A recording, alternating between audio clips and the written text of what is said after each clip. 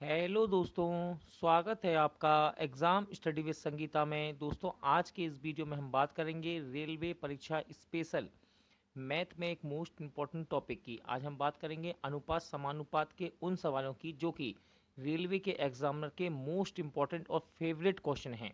आज हम मध्यानुपाती, चतुर्थानुपाती, तृतीयानुपाती से बनने वाले इम्पॉर्टेंट टॉपिक को यहाँ पर कवर करेंगे। वीडियो यदि आपको अच्छा लगे, हेल्पफुल लगे तो प्लीज़ वीडियो को लाइक और शेयर जरूर कीजिएगा। तो चलिए स्टार्ट करते हैं।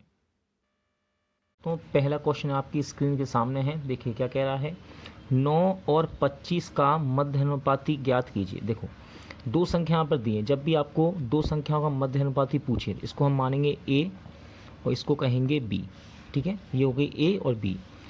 ए और बी आपको दी हैं दो संख्या और मध्यानुपाती बोले, क्या बोले? मध्यानुपाती। तो क्या होता है?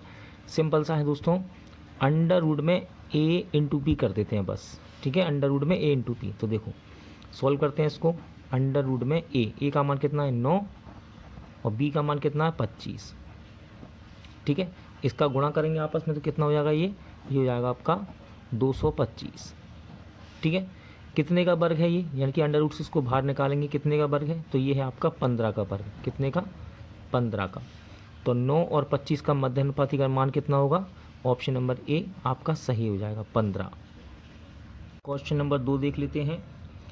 6, 5, 21 का चतुर्थानुपाती ज्ञात कीजिए। देखो, जब भी तीन संख्या दी हो और उसका पूछे चतुर्थानुपाती, तो इनको हम मानते हैं ए, बी और सी। ठीक है, ए बी सी तीन संख्या हो गई। इसका पूछ रहा है चतुर्थानुपाती क्या होता है।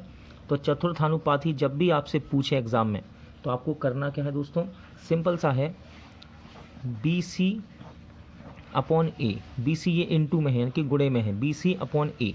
तो देखो बी का मान कितना है? 5 इंटू में है ये, और सी का मान कितना है? 21 बटे में ए का मान कितना है? 6। ठीक, अब इसको हम काट लेंगे। देखो, 3 के पाड़े से 2 बार और 3 के पाड़े से ये कट जाएगा, 3 सत्ते 21, 7 बार। तो 7 का 5 में गुणा हो जाएगा, कितना हो जाएगा? 7 पन्ना 35 बटे में 2।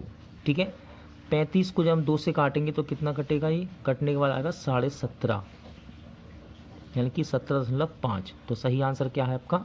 ऑप्शन नंबर डी आपका राइट आंसर हो जाएगा। देखिए दोस्तों, सवाल नंबर 3 देखेंगे, टाइप 3 का है ये। देखो, 12 और 30 का तृतीयानुपाती ज्ञात कीजिए।